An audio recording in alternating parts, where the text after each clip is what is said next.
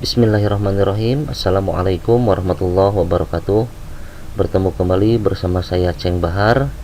Di dalam kesempatan ini kita akan sama-sama belajar mengenal lebih jauh tentang Microsoft Excel, terutama untuk rekan-rekan pemula yang baru belajar dan membuka tentang Microsoft Excel ya. Pada kali ini kita akan sama-sama belajar tentang conditional formatting, melanjutkan materi yang kemarin, karena masih ada satu fungsi yang belum saya jelaskan. Akan tetapi sebelum tutorial ini dimulai, pertama-tama saya ingin mengucapkan terima kasih kepada rekan-rekan yang telah like, share, subscribe channel saya. Semoga rekan-rekan mendapatkan pahala yang terbaik dan balasan terbaik dari Allah Subhanahu wa taala. Dan bagi rekan-rekan yang baru pertama kali bergabung di dalam video tutorial ini, saya ucapkan selamat datang. Semoga rekan-rekan bisa mengambil faidah ataupun manfaat dari video-video tutorial yang saya buat ya. Dan perlu saya sampaikan bahwasanya saya sudah membuatkan beberapa video tentang tutorial Excel untuk pemula, dan juga ada tips dan tutorial untuk teman-teman yang sudah mengenal Excel sebelumnya. Baik rekan-rekan, kita mulai pembelajaran kali ini. Di sini kita akan melanjutkan tentang salah satu fungsi conditional formatting, yaitu tentang use a formula to determine which cell to format. Ini kemarin kita belum sempat bahas ya. Baik rekan-rekan, seperti biasa sebelum kita melakukan suatu perubahan ataupun formatting dalam sebuah cell ataupun rank di dalam Microsoft Excel, pertama langkah yang harus kita lakukan adalah dengan memilih ataupun memblok dari rank ataupun cell yang ingin kita format ya. Setelah itu kita klik conditional formatting, kemudian klik new rule. Nah, kemudian kita pilih yang use a formula to determine which cell to format. Di sini saya akan memasukkan rumus tentang bagaimana caranya untuk membuat baris-baris yang kita miliki yang di dalam sel ini menjadi berwarna ya. Caranya itu yang pertama kita tuliskan rumusnya sama dengan mod row kurung buka kurung tutup titik koma ataupun koma ya bagi sebagian komputer, kemudian 2 kurung tutup sama dengan 0. Di sini akan saya coba jelaskan. Mode ini maksudnya adalah modification terhadap row ya, seluruh row yang ada di yang sudah kita select tadi. Kemudian 2 ini maksudnya adalah 2 baris, artinya dari di antara 2 baris ini ada satu yang berwarna, satu lagi tidak berwarna gitu kan. Nah, yang satu lagi 0 tidak berwarna lah. Oke, sekarang kita klik format, kemudian kita tentukan warna yang akan dipilih ya rekan-rekan. Oke, saya tutup sini aja. Nah, di sini untuk fill-nya atau background-nya saya akan menggunakan warna yang lebih cerah ya, atau dalam hal ini saya akan menggunakan fill effect ya. Fill effect itu biar ada nanti warna gradients ya. Warnanya jadi tidak solid atau tidak satu warna aja, tapi warnanya tuh gradient. Nah, saya akan memilih warna yang pertama warna biru tua ya. Kemudian warna yang keduanya adalah biru mudanya.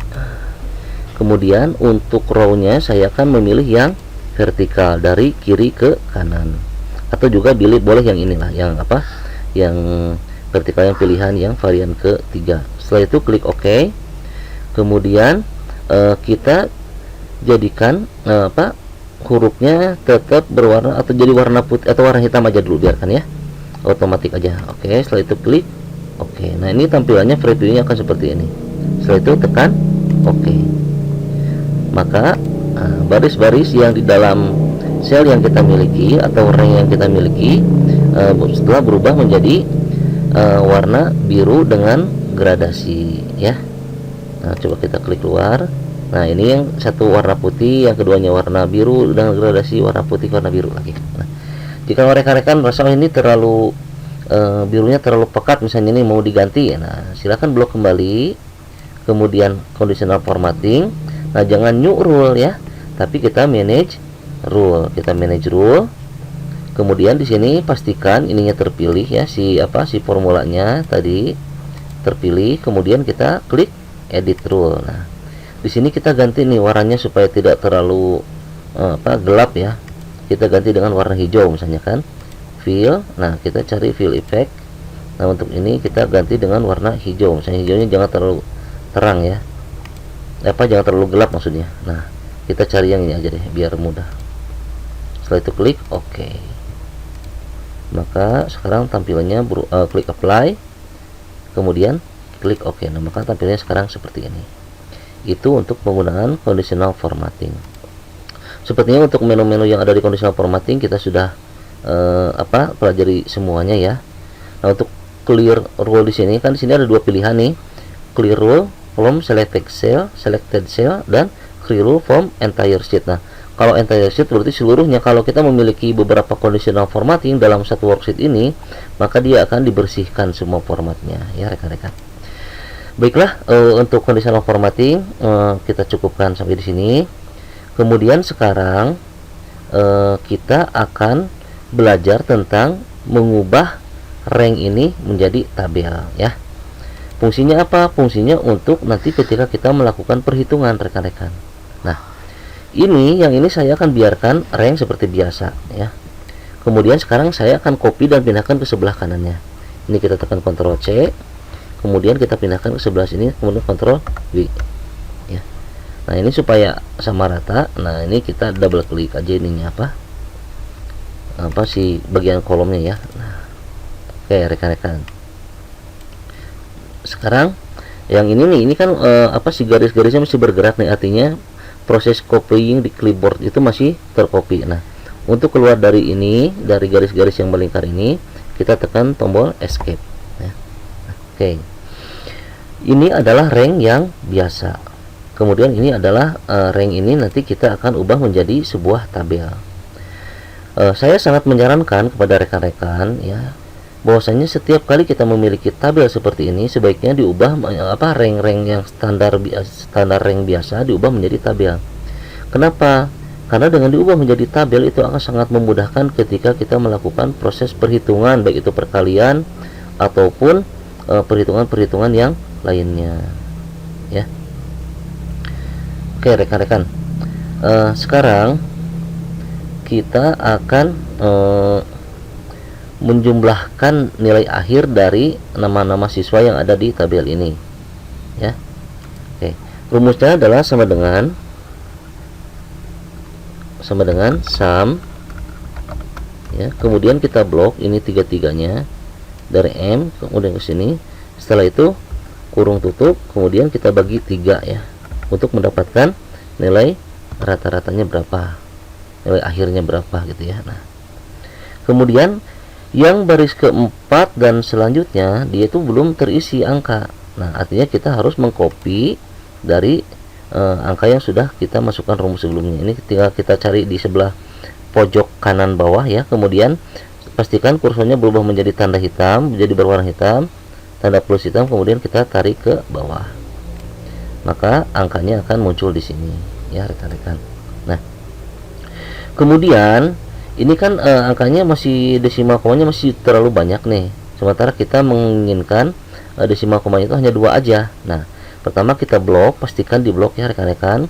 Kemudian kita decrease desimal. Kita udah pelajari ini ya kemarinnya, untuk mengurangi angka desimal di dalam sebuah sel ataupun rank. Nah, kita bikin menjadi 2 aja. Atau juga nih saya kembalikan ya, saya Ctrl Z nih, saya Ctrl Z ya rekan-rekan. Nah, Ctrl Z. Nah, ini kita blok ya. Solusi kedua, kita bisa klik Ctrl 1 ya, atau format cell Ctrl 1 ya. Atau juga di sini kita klik kanan ya, klik kanan rekan-rekan. Kemudian format cell. Nah, kenapa saya tunjukkan semua fungsi-fungsi Ctrl 1 format cell supaya rekan-rekan bisa melakukannya dengan mudah. Nah, di sini mau cara mana yang dipakai, mau Ctrl 1, mau klik kanan format cell, atau juga nanti ada di sini nih di pilihan di format sini nih, format cell ada. Nah, ini kita pilih ke number, kemudian decimal place-nya ini kan di sini ada 6 nih, kita ganti menjadi 2. Oke, bisa diklik yang tanda anak panah atas atau bawah, ataupun kita bisa memasukkan langsung angkanya 2 di sini. Tadi kan 6 nih, nah kita ganti dengan angka 2 gitu boleh. Setelah itu klik OK. Nah, maka ini juga akan berubah menjadi 2 angka di belakang koma. Nah, kemudian rekan-rekan di sini kan nama-nama siswa ini kan masih belum berurutan nih. Nah, sekarang kita mau susun secara ascending ya, artinya dari A ke Z ya, berurutannya dari A ke Z. Nah, ini kita blok, kemudian kita sort ya, ini sebetulnya pelajaran nanti ya, tapi nggak apa-apa, kita sambil jalan sambil belajar. Nah di sini ada dua pilihan nih, expand the selection, artinya selectionnya kan tadi kita cuma milih yang kolom L saja. Nah tapi ketika ini disortir, nah si data-data yang di sebelahnya juga harus ikut bersama dengan nama siswa yang disortir, maka kita pilih yang expand the selection. Nah jika kita memilih yang continue with the current selection, artinya ini akan disusun nama siswa ini, tapi angka ini tetap, artinya dia tidak ikut bersama nama ini. Misalnya Kang Dian Pratama Yudi misalnya kan. Nah ini ketika ini hanya dipilih continue with the current selection, maka Kang Dian bisa jadi di posisi ke-5 atau ke-4. Nah sementara angka beliau tadi di angka 1. Nah jadi untuk dalam hal ini, dalam kasus seperti ini, kita pilih yang expand the selection, artinya angka-angka ini dia akan ikut juga berpindah bersama urutan dari nama siswa. Kita ingat-ingat ya, untuk Kang Dian 80, 85, 80, nilai akhirnya 81,67. Oke, setelah itu kita sort. Nah maka Kang Dian ada di posisi di baris 8 dengan angka yang sama gitu ya. Terus Aceng Baharudin pindah ke atas, Aditya Nugroho pindah ke 2, Andri disesuaikan dengan alfabetik ya.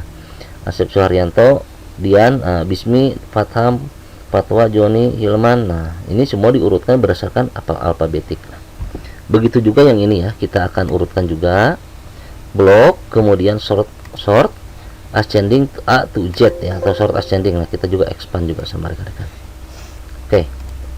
Nah sekarang ya itu untuk sudah ketahuan ya angkanya. Nah sekarang kita ingin menentukan ranking nih. Ini keterangan apa, ranking lah, atau jangan keterangan deh, kita bikin ranking aja nih, ranking ya, biar ketahuan nih, siapa ranking pertamanya gitu kan.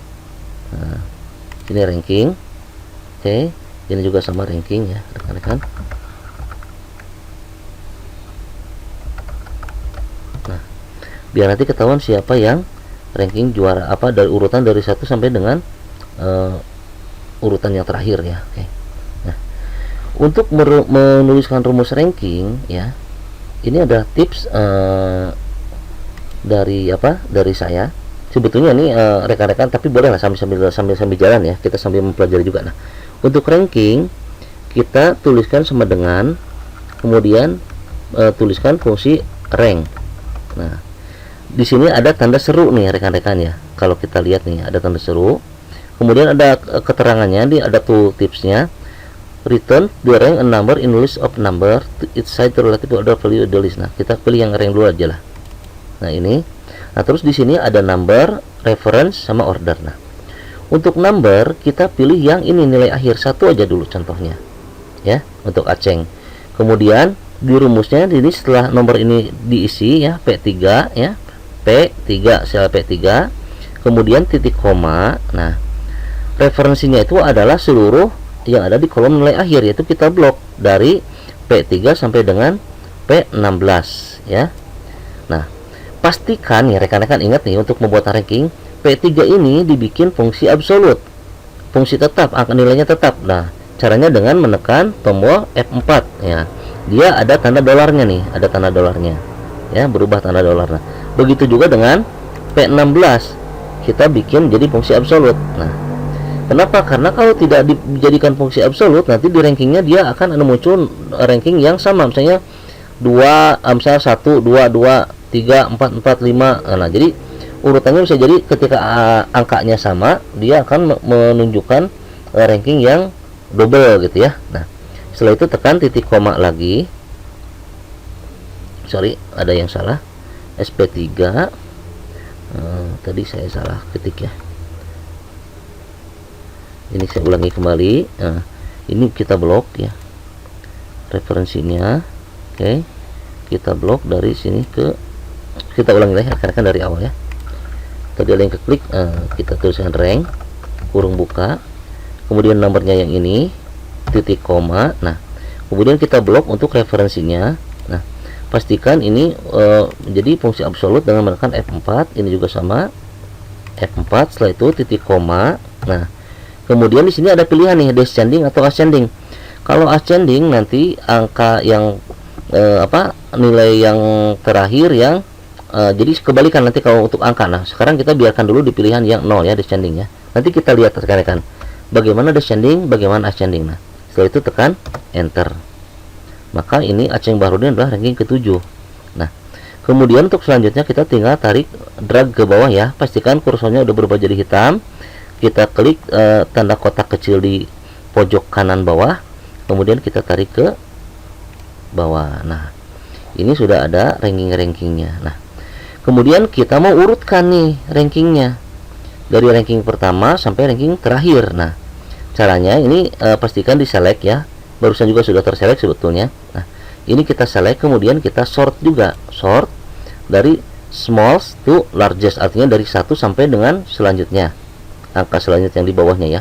Klik ini. Nah, kemudian kita juga pilih yang expand the selection, biar nanti yang angka-angka di sebelah kirinya itu juga ikut menyesuaikan dengan urutan ataupun sorting dari kolom ranking. Klik sort. Nah, maka di sini yang ranking pertama adalah Dian Pratamayudi. Kemudian ranking kedua Siti Rohmah, ketiga Aditya Nugroho, keempat Muhammad Diaur Rahman, kelima Bismi Syahida, keenam Fatwa Nabila, 7 Aceh Bahrudin, 8 Miftahudin, 9 Hilman Kurnia, 10 Joni Setiawan, 11 Asep Suharyanto, 12 Andri Aryadi, 13 Fatah Mubina, dan 14 Wida Nugroho ya.